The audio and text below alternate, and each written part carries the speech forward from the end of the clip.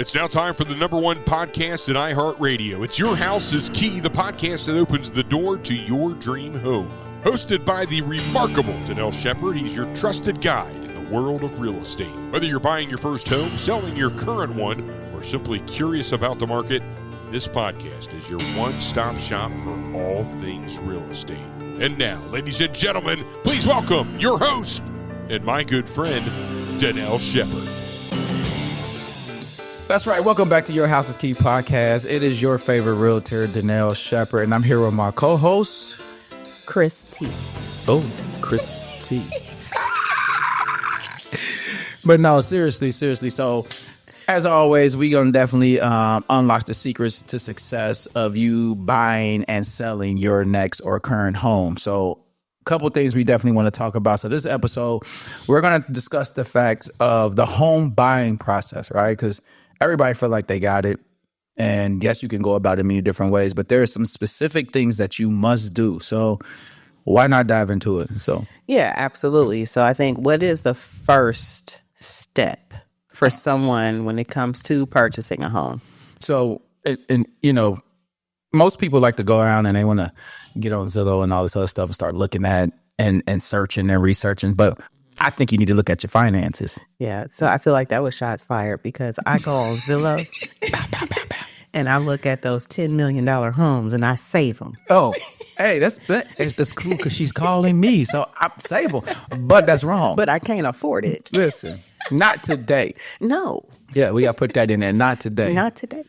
Be realistic. Yeah, because the thing is, if you don't know what your finances looking like, yeah. If you plan on quitting your job, if you got these things that's going to affect your finances coming up right now, right? This ain't the time, right? So looking at them, understanding what's your budget, you got to know what's your credit score. Credit score is part of your financing. Yes. And are you part time, full time? Are you what's the entrepreneur? If you own your own business. How long? Yeah. See, people ain't talked about that. Right. So going back to your finances, understanding, first of all, what you can afford. Tax. And then also looking at your credit. Yes. So the credit. And then, so one thing you said, I'm going to definitely touch on later because that's where their lender come in when we talk about the finances. Okay. But it's really just understanding, can you truly afford the situation you in now? Are you renting now? Because people don't realize when you're renting, just like, you know, when you got your first car and your mom and dad was like, here's the card. Nothing broke. You didn't need gas. You didn't need that stuff because it wasn't yours. Right. But the moment you own a home, everything breaks. Everything happens. And now is the time where you got to, you know, who's going to fix this? Who's that? I can't call the landlord. So how are you with your rent? How are you with your current bills? What is your bonuses like? Or do you need to wait a little bit to get out of debt? And those are things that you can kind of pre-gauge yourself looking at how comfortable am I today with my current situation.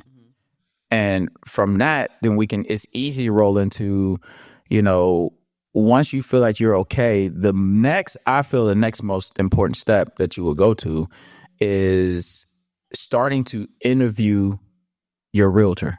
Yeah. You need to start interviewing. Yeah. And you got to find a realtor that's going to work for you. Oh, yeah. And I'm not saying, I mean, in all fronts, too. So personality, is this person actually proactive versus reactive? Because to me, as a client, I shouldn't constantly have to send you listings of what I'm looking for. Right. You should be sending me listings because if I'm doing all the work, what you getting your percentage for? Hey, you got to go work. You got to go work, even if you show up in slides. Yeah. So what is that? Okay. So let's say I'm looking for a realtor. And what is that? I wouldn't say an assessment, right? But when you try to find out what your client is looking for, what is that called? A consultation. Okay. What you want to do is basically, because everybody do it, right? And I get all the pings and buzz and add-ons of, I'm looking for a realtor. And I guarantee you're going to have 100 people reach out and be like, oh, tag this person. That's cool and all. But when you are sitting down, again, you want to start talking about the fit, the availability, how do they work? What is their systems? What are their processes? Their personality. Right. Because a lot of people do business not just based off of your rules of business, but also your personality. Are you too strict? Are you real strong, or do you not have a sense of humor? Because who are you as a person? Right. Who are you when it comes to business? And the most important thing is, can you tell the truth about what you need to be successful? Because you could be silly, goofy, and like to have a good time, but do you need somebody who can really light a fire under you? Yeah. And make you move? Yeah. Those are the things you want to talk about in your interview with a realtor. You want to make sure that it's not just about, do you know this area, do you know that area, because that's important, but you want to know, how can you benefit and help me along my journey? Yeah. And I think it's also too is when you're interviewing your realtor, that they have a full understanding of what you are looking for, and then also as a realtor, if you're a great realtor, you'll be able to kind of hone in on those top 3. Correct. Right? Like, what are your must-haves? Yep. So if we could go back to when I was looking for a home, because you assist me in that process, I said one of my number one things, I don't want steps by my door. Right. But I don't like walking into a home and boom, you're walking in the stairs. Got to make a decision. Yeah. Up or down. Listen, what we going to do? So I don't think we even viewed a property where the steps were like, boom. Nope. Right? Because you knew Chris, she's not going to like this. Listen, I don't have time to get cussed out or get fired. Because let's be real, people. Listen, and you. Yeah. I've been fired. I've done the fire, and it's okay. Yeah. But when you're passionate about what you're doing, and people flat out say, this is what I'm looking for, you can't show them nothing else. Yeah. You got to give when you say, because what I realized too, there's some religions out here that and cultures that believe that when the steps are in front of the door, that lets the good spirits out and the bad spirits right in. There's some people where the garage can't be in the front of the house. It has to be on the side of it. There's so much, but again, when you listen, you're paying attention, you taking notes, it goes back to what you said. Yeah. So I think that another step I think we kind of hit on, and so while you're interviewing and you find your realtor, there is now a broker agent agreement form. Okay. Buyer broker agent agreement form. So basically, that is a form now that discuss, before I go show you a property. So back in the day, again, back when that other company and those other websites where you could just call a realtor and be like, I want to go see this house today. Yeah. And we can get up and do it. Yeah. That doesn't exist anymore. Oh, you need a pre-approval. And you need your buyer broker agent agreement. Okay. And what it states up front is, hey, you, Mr. and Mrs. Buyer, I am representing you. It's in writing. Right. And upon me representing you, or the broker, because I work for the broker and together we represent you, you are willing, if the seller's not, to pay the commission for the services that you receive. Okay. So again, now I will say it's always been negotiable. There is no flat fee. There is no standard. It is what you are worth. Your worth and my worth may be completely different. Okay. But you must sign off saying, hey, you're going to pay. I, as Mr. and Mrs. Buyer, is willing to pay X percent based off of, services rendered to buying the house. So it's not 6%? No. Anymore? So here's the thing. It's everything's negotiable.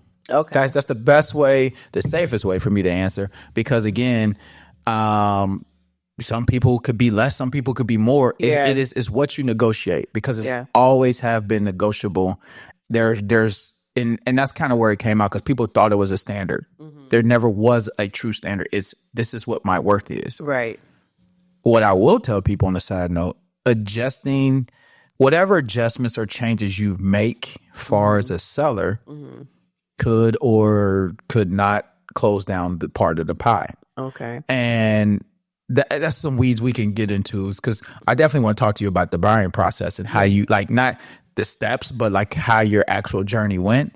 And because when we talk about the selling of a property too, those things take place. Those are huge when it comes to that agreement. So you sign a buyer's broker agent agreement. So now we're together. I represent you. And one thing you said is work for you. I actually had a client go off. They said, stop saying you work for me. How are we going to be cool? How are we going to be fam? How are we going to have a good time? Because, I pride myself on making sure I remove as much stress as possible so we can enjoy. This should be something fun, right? This is a huge purchase. And they said, I don't want you. You work with me.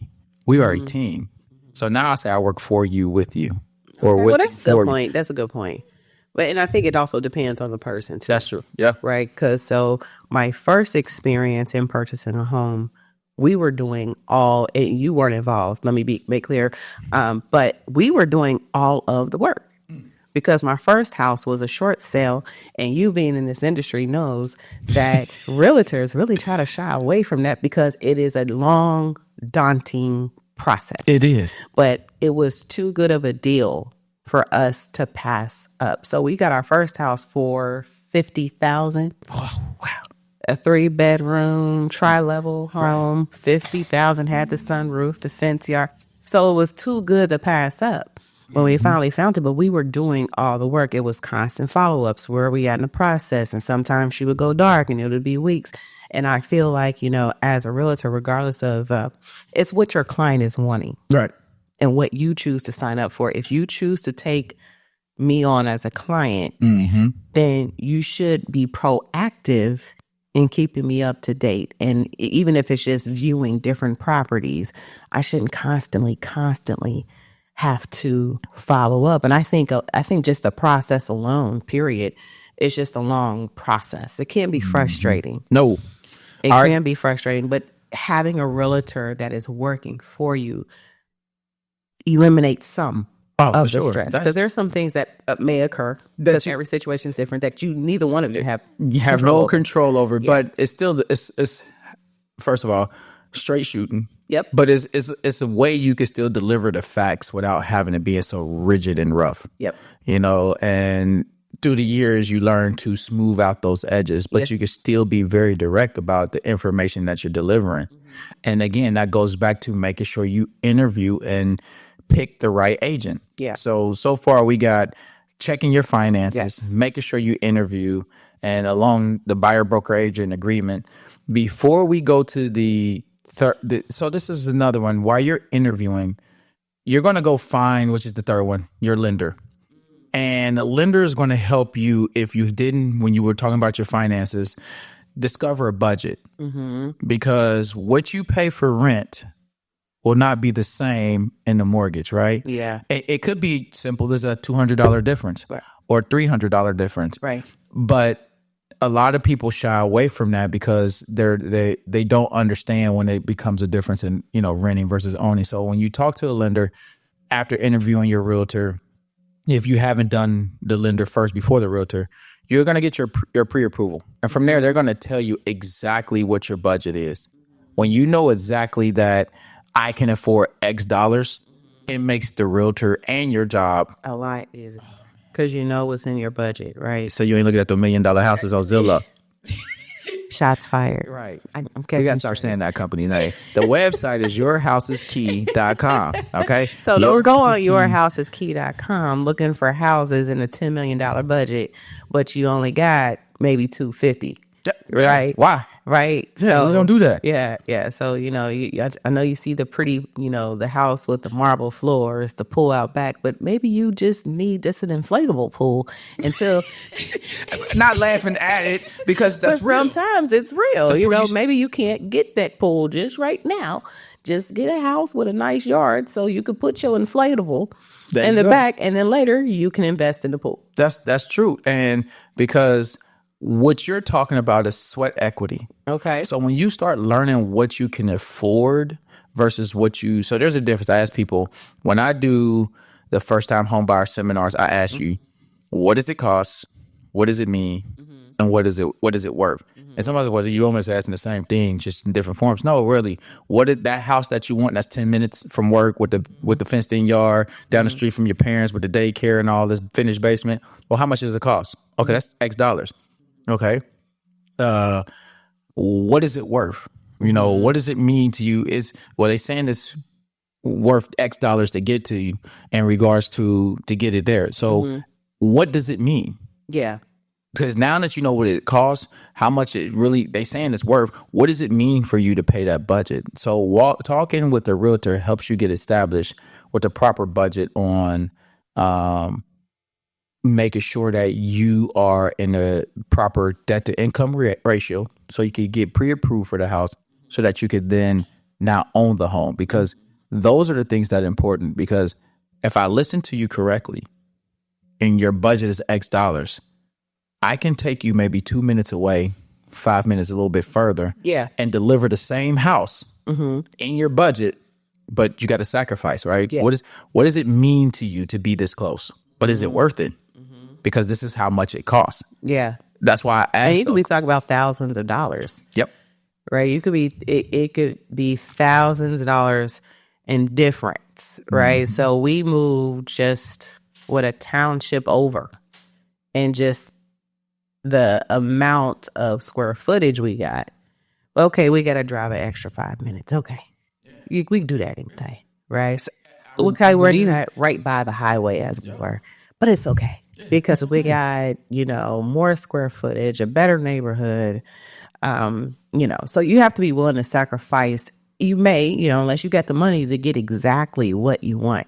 So let me ask you this. So we talked about the importance of finding a realtor. Would you say the importance of finding a lender that works for you as well is just as important? Oh, of course. So big word here, concomitant relationship. You can't have a real solid process without a great realtor and a great lender. Not every lender, but majority, 90% of the lenders offer the same products as other lenders. And it's about, who do you want to work with? Okay. They give you this package, whether it's 100% finance or whether it's 3%, whether it's this grant, whether it's this. But, if you're the type of person who wants to talk directly to the lender themselves and not their team, then you need to figure out, do you have a team? Yeah. How can I call you on Sunday? If my realtor's working on Sunday, can they call you on Sunday? Can I call? And obviously you got to respect their time. And anybody, just like we would do the same. But that relationship with their realtor and you and the lender and a realtor is one of the top 1-2 combos you can have in this process. Yeah. So if you have a great realtor, a great lender, that's also going to take away from some of those stresses. Yeah. Because if you to me, I think you can't have one strong person, or, you can't have a strong realtor and your lender is laxy daisy. No. Because there could be important documents that you may need in order to move forward, or, you may be missing something that you're not actually able to close the loop on because of lack of response or just a lack of transparency. So those two things are very key, just from a client perspective. Right. And, me being there, been there, done that. The first house I purchased was a short sale. That was daunting. It was well worth it, because we sold our home right when the market, right when it boomed. And I always tell my husband, like, we sold our home just in time, right when we were able to purchase a new home, take advantage of that interest rate, and still have a reasonable, we still got it at a good price. Yep. Because right now we could talk about the equity and how your housing goes up. We're like, oh my goodness. Hey, some of those points sound very familiar. I think, you had somebody great may have told you some of those things. I'm just not.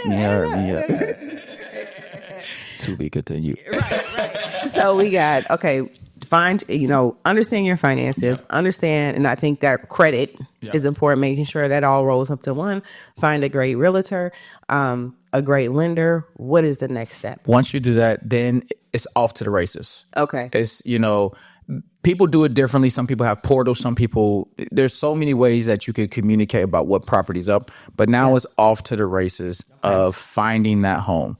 Once we're out there, you start setting up your tours. You get in that home, you do your walkthroughs, and then you start to figure out what you like, what you don't like. Now that you've physically seen it, it's like that meal. You finally had a taste. You tasted it. Is it the one for you? Once you find that house, now we're going to put an offer in. Okay. Yeah. You put that offer in, and this is the time where you can start doing your negotiations, right? What type of loan you're going to use, your closing. Are you closing 30 days, 45 days, 15, depending on the finances, what you're putting down. So you put your offer in. Once you put your offer in, if it gets accepted, your next stop, which I highly suggest that you never And there's investors who do, and I get it. But then you got the inspection. That's key. Yeah, it is. This is never, ever, ever, ever, ever skip an inspection. Hey, she said it is money well spent. There you go. Because we didn't. Well, I don't think we were able to. Did we do an inspection on our short sale? I think we know because we bought it as is. That's as is process. As is where it is. So we took a gamble. And it was a good one because it was just little nicks that we had to fix. But with this home we got, I think nothing major came back. I think it was just, what was it? The radon system. We had to get maybe a loose siding piece. And maybe the dishwashing disposal or something. Garbage disposal. Yeah, it wasn't nothing really major. But again, when you're purchasing a home, the last thing you want to do, unless this is your intention is fixing it up, is fix it up. Nah, you want to enjoy it. Yeah, you want to enjoy it. So I think with the first home, the short sale, of course, we had to go in, paint, get new carpet. And it was just, I don't want to do that with this one. I want to be able to move in ready. And the only thing we did with this one is get new carpet, right? Oh, yeah, that's not a lot that we have to do. It's just want to select the carpet and pay the contractor. Install it. Yeah. But everything else was fine. Paint, I didn't have to paint. We didn't have to do all these things. So that's important, right? So you establish these things. But I do want to kind of scale it back to when you're doing your walkthroughs. What are some important things people need to be looking for? So you looking at your HVAC systems, your AC units. You want to look at your foundation. I like looking at houses when it's raining. Because rain will tell secrets about the house. Where's the water going? Is the gutters clean? Is it coming back in? Because water will find a path of least resistance to come back into the house. But again, on a sunny, dry day, you won't know those things. So that's why the inspection is important. Other things I look for are cracks, vertical versus horizontal. Each crack means something. Okay. I also check, what's rusted. Is the AC unit outside? Is it rusted? Are the lines busted? I look at the not just the foundation of, the poured concrete around the home, the slabs in the driveway in the basement. What do the cracks look like? Has it shift? Cut on all the water. You are allowed to turn on all the water in the house. Okay, that's a good one time. Yeah. That's a good. Okay, yeah. So what would be the purpose of doing that? Because you check the water pressure. So you don't want to be in the shower and your husband over here and then your kids is doing this and you got the laundry running and then somebody flushed the toilet and now you don't have any water or hot water. Yeah. And now you freeze a cold yelling at the top of your lungs. What happened? Yeah. So water pressure on your own without the inspection, when you're doing a walkthrough, cut everything on and see if it works. Okay. You could cut all the lights on. You can look at the blinds and the windows. You're going to look at those things and they'll be looked at in the inspection. But for the walkthrough, for me, I try to find as much as because I'm not an inspector. Okay. That's not my job. I will pair you with a good one, and that's something that they will do. However, I want to make sure if I can see what's, stuff cracks over the door frame by the window frames. There are certain things that through the years you learn and through your classes and certifications that you constantly improve on that you can pick up on. So those are the big things that I look out for when doing walkthroughs of the home. And if it's wintertime, is it cold? Where's the draft? Yeah. Is there a draft? Is there not a draft? Those are major. Yeah. Yep. Okay, so you select the home that you want. Yep. Now it's game time. It's game time. So we put the offer in. Put the offer in. Offer may or may not be accepted. Yeah. That's a realistic approach. Yeah. It's okay. And if it's not accepted, it's okay. It's okay. Move on. Yeah. Because my husband is still upset about the house on Cherokee. Oh, you're talking about the one that's identical to what you're living in now? Yeah. With the finished basement, though. This one got a finished basement, though, right? This one has a finished basement. The one on Cherokee Lane did not have a finished basement. It just had the extra room upstairs. It looked like an extra master in a sense. Yeah. Yep. Without the bathroom. But every time we drive past that house. Yeah. It's personal. It's okay. I feel like that about my house, though. Yeah, he's like, I just still can't. I'm like, we got a better deal. You definitely, but that goes into staying. If we keep it so, you did your inspection, you did not win, but with the house that you won was in your budget. Yep. The inspection was good. Yep. And the time frame in which you were able to do it with the programs you were with, you were able to gain sweat equity and take advantage of the market. Yep. Because if you would have finished that basement, if it's so many things, if you would have done there, you still would have been pouring more money into it right away. Yeah. Than enjoying it. Yeah. Like you now that it's later, you can put money in it. Yeah. Because you enjoyed it already. Yeah. You moved in, you enjoyed it. That's the best part about buying a home. Yeah. You put the offer in, you get it accepted, you do your inspection. After your inspection, you get the appraisal, right? That's when you're working back and forth with the banks. Here's another key point I want to say. When you're buying a house, do not quit your job. Oh, please don't. Don't quit your job. Don't. I don't care how bad they're frustrating you, or just hold on. And do not 30, run up 30, those 40. credit cards. Oh no, we don't. Stop. The trip to the Bahamas? Stop. Nope. They can wait. That car? No. No. Wait. That new couch? That new TV? No. Wait until that you credit pull check. those, Yes. and then you could go handle your business however you want to do it. But don't do that while you're in the process. Wait until you sign those documents. That is correct. And you could do it the hour after. Yeah. I mean, I wouldn't. I had a client that did it. They showed me they had a cart full of stuff and they was ready to click off. As soon as that last signature and all the funding was done, they had their keys. Listen, pull up in that Range Rover. He was like, hold on, wait a minute.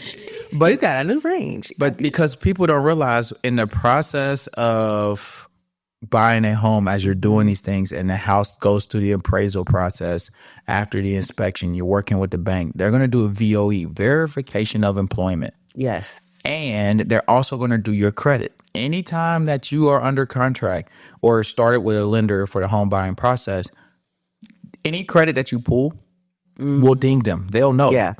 And you don't want that to hinder the situation.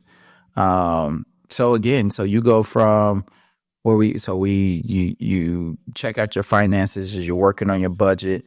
Same time you're getting your realtor, lender, getting pre-approved. You got your buyer broker agent agreement. You go out house hunting. You put an offer in, get accepted.